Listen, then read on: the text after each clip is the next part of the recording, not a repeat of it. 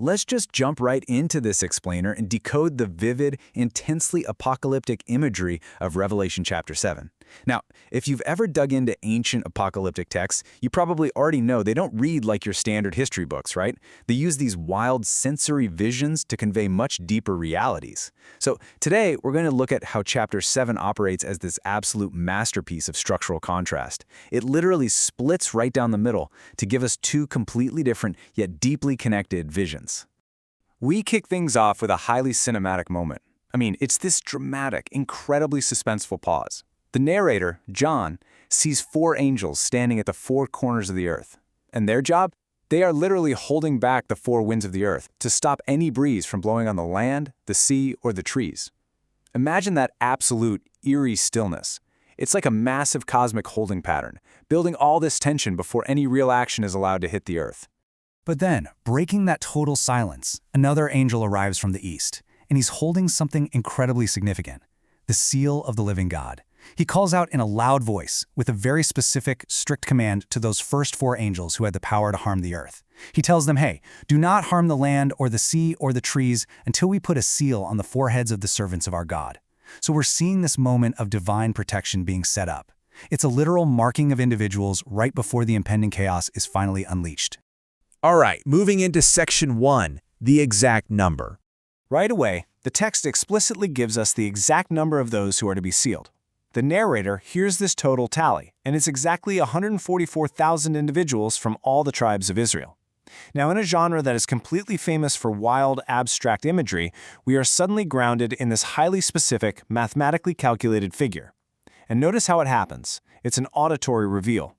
He doesn't actually see them yet, he specifically hears this massive number announced. And this right here perfectly captures the mathematical symmetry of the text. It maps out that 144,000 with rigid, almost obsessive precision, detailing exactly 12,000 people sealed from each of the 12 specifically named tribes, from Judah to Reuben, Gad to Asher, all the way down to Joseph and Benjamin. 12,000 per tribe across 12 tribes. It's perfectly orderly, perfectly structured, and strictly finite. You get the sense of a completed, heavily organized military or spiritual census. There's zero guesswork here. Every single one of the 12 tribes contributes an equal, perfectly balanced quota. Which brings us right into section 2, the uncountable multitude.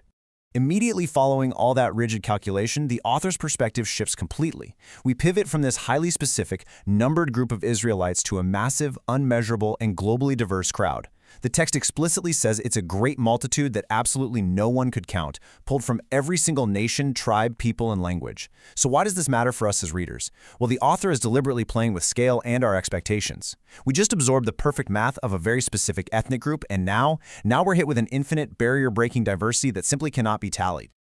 This vast, uncountable crowd is described visually in a very specific way.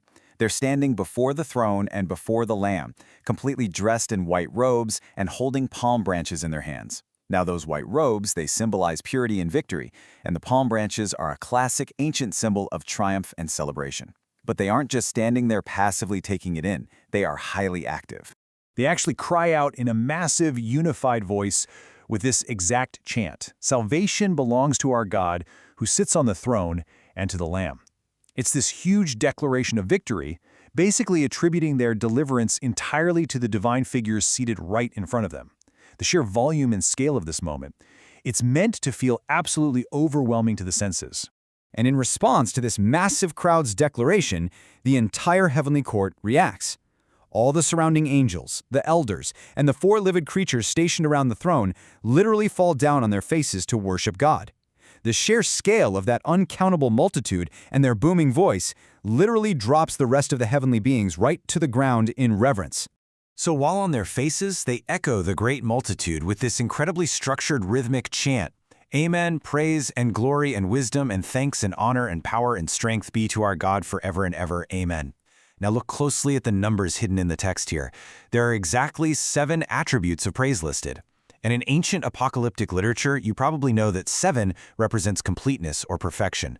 So even though we're witnessing this spontaneous, overwhelming outburst of worship, it's still deeply rooted in perfect, deliberate literary structure.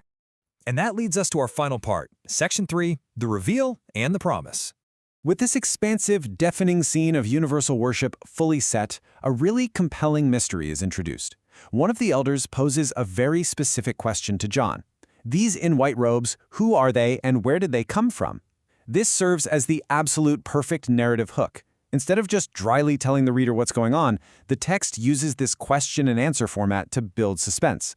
It essentially forces us to stop and actively ponder the identity of this massive crowd before handing over the final reveal. John basically defers to him, answering, "Sir, you know." And then the elder answers his own question. He reveals that these are the people who have come out of the Great Tribulation. But then he adds this strikingly paradoxical image. They have washed their robes and made them white in the blood of the Lamb. Think about that for a second. It's a shocking visual contrast. Washing something in deep red blood to make it pure, blinding white. It brilliantly underscores this profound theme of ultimate purification and victory achieved through sacrifice. Because of this, the text concludes with a beautifully structured poetic list of promises for their future. They will serve God day and night in His temple, and He will shelter them with His presence. The physical sufferings of their past are completely reversed. They'll never again hunger or thirst, and no scorching heat or sun will ever beat down on them again. The Lamb becomes their shepherd, leading them to springs of living water, and ultimately, God will wipe away every single tear from their eyes. Now, these aren't just random blessings thrown together. They directly and systematically address the sheer physical and emotional trauma of the Great Tribulation they just survived, promising them absolute eternal comfort. As we wrap up this explainer, I want to leave you with one final big thought to reflect on. How does this striking contrast between rigid math and boundless multitudes actually shape our understanding of ancient apocalyptic literature? Just consider how masterfully this text uses that literary juxtaposition of exact, finite numbers like the 144,000 and completely uncountable infinite crowds to communicate such a profound vision of cosmic scale, divine order, and ultimate restoration. It's honestly like a giant puzzle coming perfectly together. Thanks so much for joining me to unpack this fascinating structure, and I'll catch you in the next one.